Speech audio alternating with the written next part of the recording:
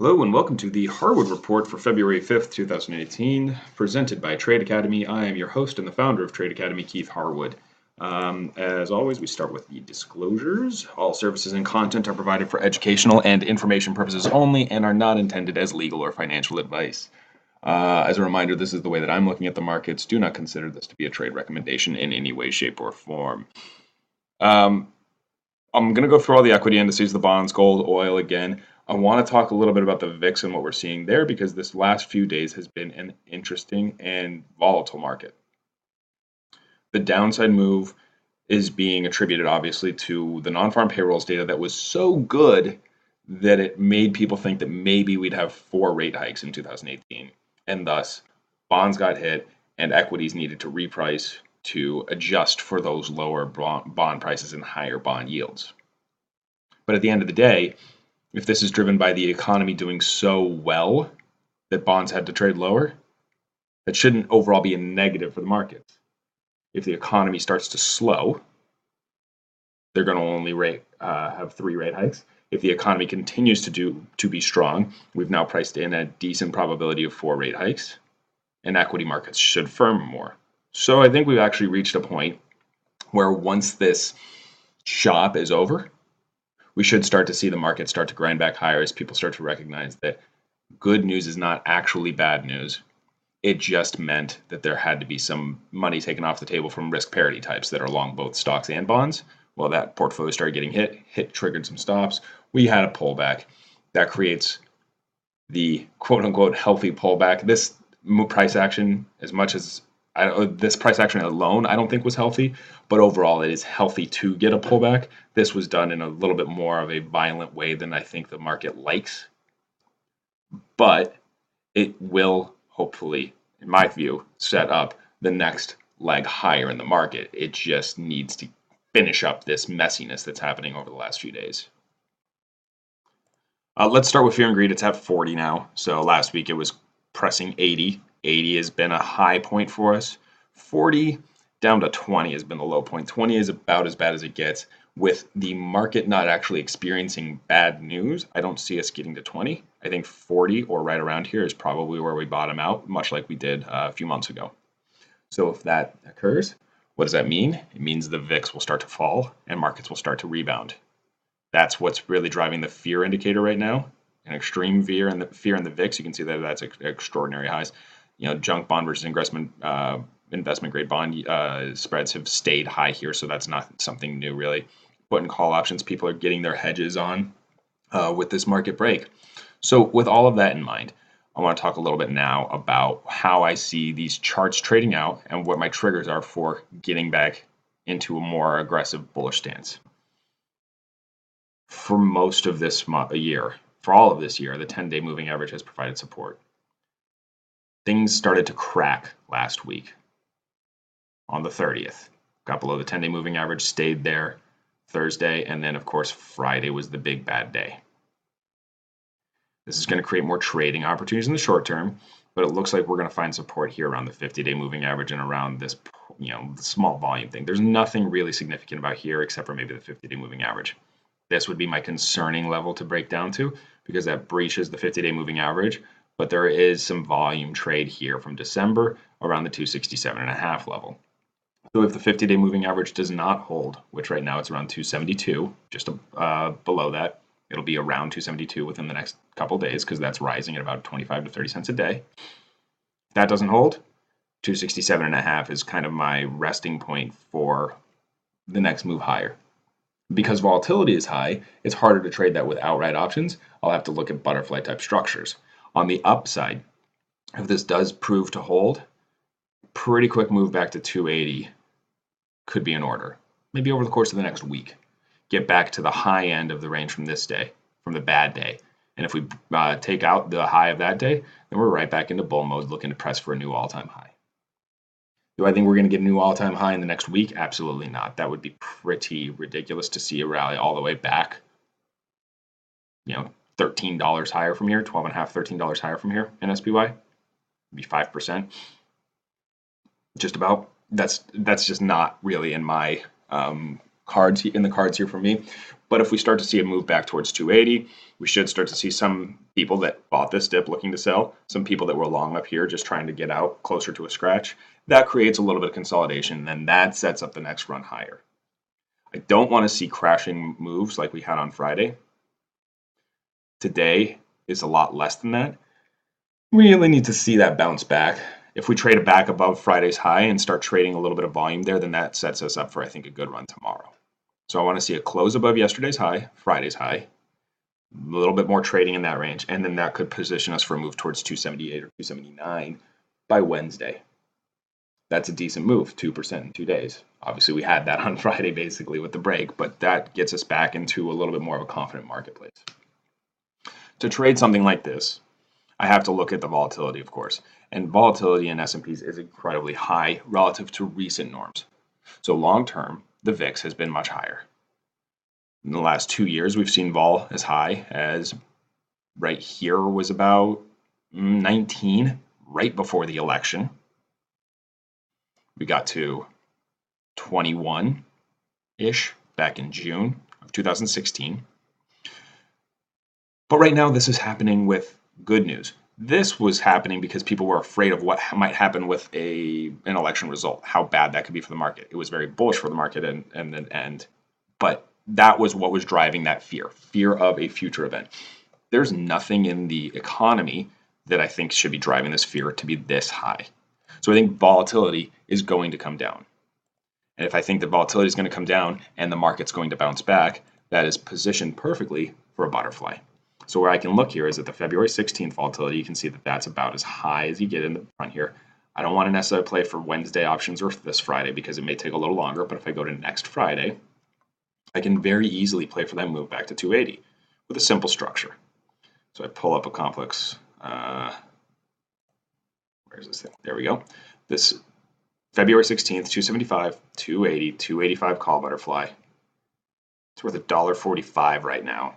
If we rally back towards 280, this could quickly go to $3 or $4, especially if volatility gets hit, because on that move towards 280, the volatility comes down, in my thesis. And right now, volatility is at a high point here.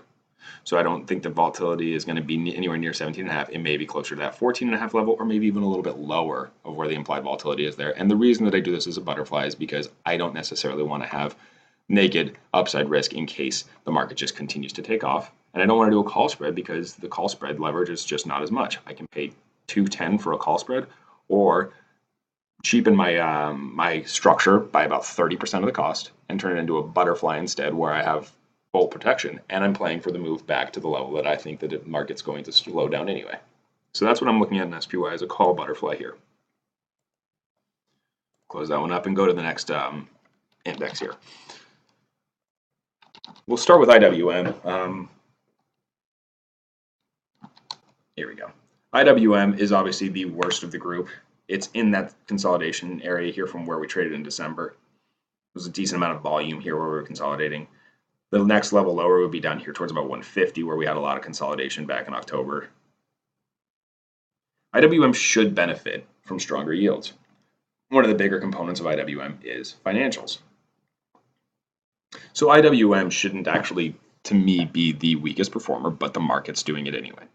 So I have a little bit of a fundamental bias to the bullish side, but I have to respect the charts. If the charts are telling me that IWM needs to be weak, then I have to let them do that until they start to turn. What I'm looking for here is once this turns, how I'm going to get long. And again, much like in SPY, I'm looking for that close above Friday's low, and then that sets up a nice run here towards 158 for me. And that can actually also set up a really nice move in financials. These are the regionals. They pulled back a little bit. XLF, that's pulled back a little bit more. So these financial names could be a really nice benefactor of this repricing of risk. They pulled back because of just general macro selling, but into a rally, this may be a sector that leads us higher. A lot of people started getting bullish around $30 because of rate hikes. Obviously, the proposal of an extra rate hike then should be more bullish for financials overall, and yet we've had this pullback because of just general macro economic selling. So this is a sector that I'm going to be watching very closely as a result of that. Qs have already started to show their bounce. Spent more time in yesterday's range, in the Friday range, before breaking back down below it. But it looks like the Qs are where the first buyers are really starting to step in. As I said, I don't know if that's completely rational. But with good earnings out of Amazon and Apple and Facebook and Microsoft, there's a natural reason to buy some of these big cap tech names that got hit for the wrong reason. Will the rest of tech continue to firm? That's yet to be seen. We'll have to see how some of the other earnings plays come out. We've got earnings, as you can see on the bottom here, in NVIDIA. That'll be a big one. Tesla, that's a big one. Twitter, that's actually starting to come out and be a pretty important name, I think, in the market. Snapchat's what it is. And Disney, of course, is another, just a big name. So we've got some bigger names again this week. Maybe those can help drive the market higher. The other thing that we've got this week as a reminder is a looming government shutdown once again. Do I think the government's going to get shut down? I don't think it's going to get shut down this time. I think they're going to come to an agreement before. They've been working on their DACA deal, their Dreamers deal, their immigration deal, and I think that we're probably going to move forward with something a little stronger than last time. But we'll wait and see how that plays out. That's, I believe, the deadline is Thursday. So, those are kind of important for us to watch this week for everything. But again, my focus for this week in terms of the bullishness is I want to see strength out of IWM so that I can really structure some good bullish plays there, particularly in financials. I expect to see some price action bouncing back and trading above Friday's lows. And then I will look towards trades that move us towards Friday's high, Friday's opening levels. And that's how I bounce back this week, maybe into next week. Move over to the bond side because this was the big driver. TLT, as we can see, has broken a lot. I've been talking about this potential for a move down to 120, followed by a bounce, and then a move to 119. Well, the bounce didn't happen. We got to 119. This move has slowed down very quickly. It seems to be consolidating here, and I'm looking for TLT now to get that bounce back towards some of the moving averages. We've just extended so far below them. Everybody's bearish bonds. Everybody knows that there's no way bonds can rally. So that's usually the time where I would say, okay, if there's no way the bonds can rally, and they're not breaking, then it means that, yes, they are going to rally. That doesn't mean it's a bull market, but it's a good opportunity for a bounce back. And actually, if we see bonds bounce back, that could slow down a little bit of my idea in the financials, but it could also help put more money back into the markets, which are then saying, okay, risk parity is back on, buy bonds and stocks. We'll see how that goes out. But the trade for me in TLT is actually pretty simple. As a result of what we were seeing here and where volatility is in TLT, I think there's an opportunity in the calendars. So volatility, there's at 13%. But if I go out to this term structure here, you can see that March is 12.5, maybe even a little lower. If I go down to March, you can see the strike I'm long here, it's 11.5%. So if I go back to here, 11.5% is not incredibly expensive. It's on the high end instead of on this new high sort of level. And what I did against this was I went to February 23rd, where the volatility was higher, 12%. So I'm getting a 0.5% vol discount, and I have a slightly bullish play for a move to 122. The net of this structure is a calendar. I paid 36 for it. It's come up a little bit here, but I still think this is an interesting play. Buying cheap vol in March and selling some more expensive volatility in front of it, playing for a bounce, not for a breakout. Calendars are a really good way to play for a bounce, followed by some stability, much like a butterfly. But in this case, the term structure allowed for a bounce play that I liked a little bit better. So that's been my play in TLT. I paid 30, I believe it was 36 for this one. Finally, we're going to, well, not finally, sorry. We're going to get back into this now. We're going to go over to the metals. First things first on the metals, it's the dollar. I always check the dollar index. It's bouncing. That's not good for precious metals. The one that's key is dollar yen. That's bouncing. That's not normally good for metals. It's trading above the 10-day moving average. It closed above the 10-day moving average. It's testing against the 20-day moving average. Friday had a big break in gold, but a massive break in the miners and silver. And I'm struggling to have as big of a bearish bias now until dollar yen takes out the next moving average, which is the 20-day moving average. So on a close above the 20-day moving average, I'm going to look to reinitiate my shorts. Because of the move we had on Friday, it took everything off in the precious metals, frankly. It was just too much of a move. So even though I had the 15.5 puts on in silver, and I'm still looking for that move down towards 15, I need confirmation of that again. So if the market gets this far ahead of itself, I take a break. Vol got bid up a little bit, not crazy, but the delta and the gamma of the position worked really well on Friday, so I took a little bit of a break for a day or two. GLD, I'll be looking for a move down towards 122. And I'm looking for that to occur, again, once dollar yen closes above the 20-day moving average. Until that close happens, I'm going to sit on the sideline because I've got $5 of room. So if gold breaks $3 without the dollar yen breaking, I'm actually not going to be that bearish on gold, and I'll just take a break and I'll miss that break. But if gold's down towards 126, I still have $4 of break to play for on a close above the 20-day moving average in dollar yen. That gives me some good leverage. In silver, my move eventually is looking down to sub 15. And because of that, I can actually look at something here where I go start looking at the $15 puts. 15.5s right now are still where I want to be, but on a break through 15.5, I'm actually going to look towards the 15s rather than completely exiting the position unless this happens too quickly. If we break the 15.20, I may just get out of the position rather than getting into the 15 puts if we have something like we had it last Friday. GDX. These are the guys that are going to get hit. So the miners are now in that consolidation area. So I think we get some more consolidation actually around this area for the next couple days, and then I can reinitiate my bearish position. So this week we may not see the big break there, but maybe next week we do. And GDXJ, I see us here trading in that consolidation area as well. Eventually, I expect all of these downside levels to be taken out. But again, my trade is going to be driven on waiting for dollar yen to cross. And at this point, given where we're at in gold, I don't want to play for the breakdown in gold miners to a new low until I see gold really probably get down to this consolidation area and maybe even through it. So my real focus is going to be on gold rather than the miners and silver for the next couple weeks. And then once gold joins the party and starts to break, then I can go to the other guys.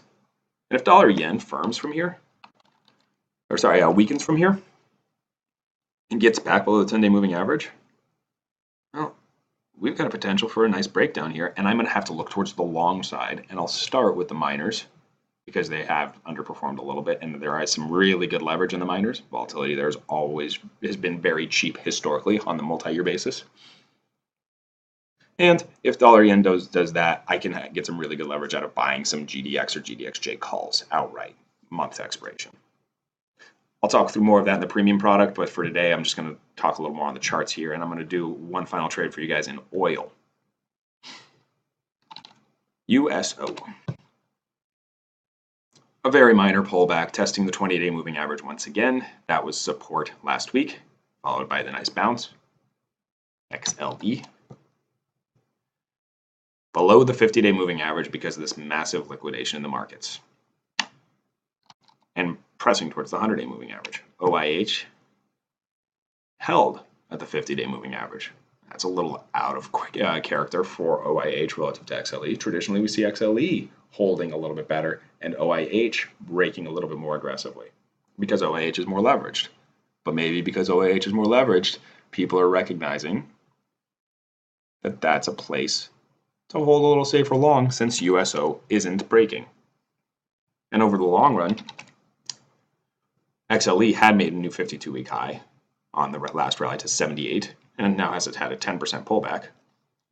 OIH was fairly far from their 52-week high, which would have been around 36, made it to 29.5 before a 10% pullback. But this is a higher volatility product, so it should have had more than a 10% pullback for an XLE 10% pullback. So let's look at a couple of ways to play this out. First off, XLE, simply put, has vol extremely high, just like everywhere. Oops, wrong button here. But realized vol is coming up a lot. I don't like being long vol in XLE unless I can get vol. Really, it's going to have to be under 18%. And when I look at the whole term structure, that's not there. So I go over to OIH. And I look at this again. And vol here is not at the high. The high was 34%. This looks cheap relative to XLE vol. So if I were to put something out in terms of a long or a short volatility play, I might say I could be short some XLE put spreads and long some OIH outright calls or call spreads at the least. Something that targets a move towards 33 or 32. What I was looking at last week was March, 30s and 31s. Those are still around the same place, 30, 31, 32 range, I think. They're down a little bit, obviously, because of the pullback. You can see that somebody today started getting a little more aggressive looking at these March 30s. I'm looking now, because of the pullback, at the March 29s for 37 cents or the March 30s for 22. And honestly, I'll probably move towards the March 30s for 21 cents here because there's some good volume there. Found a good level here for, there was a seller at 20, so maybe the vol comes off a little bit into a rally, but I think this is a spot where I can get some good leverage as long as oil stays where it is. So dollar yen breaks a little bit, dollar overall breaks back down a little bit, oil's going to get really scary bid.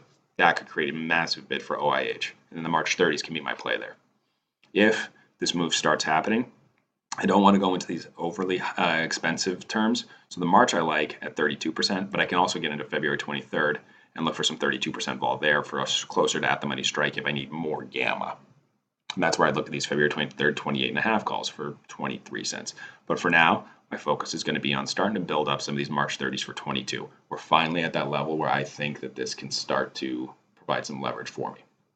And so that's how I'm going to look to play the oil game. March 30 calls for 22 cents. All right, that's it for today for free. If you want more, sign up for the premium newsletter. That'll be out in an hour or two. And I'll talk a little bit more through some trade ideas and Qs and IWM and some triggers there and some option structures there, as well as option structures in XLE, the other gold type trades, etc. It's free for the first month, so there's no risk to you. After that, it's $49 a month, which is also still pretty cheap in my opinion, but it's up to you to decide if that's worth it for you. At the end of the day, I still think it's a good deal at free for a month. So go to tradeacademy.co/Harwood Report to sign up. And feel free to email me, keith@tradeacademy.co, or call me 312-600-8004 if you'd like to talk. Have a great afternoon, folks, and good luck with this market volatility.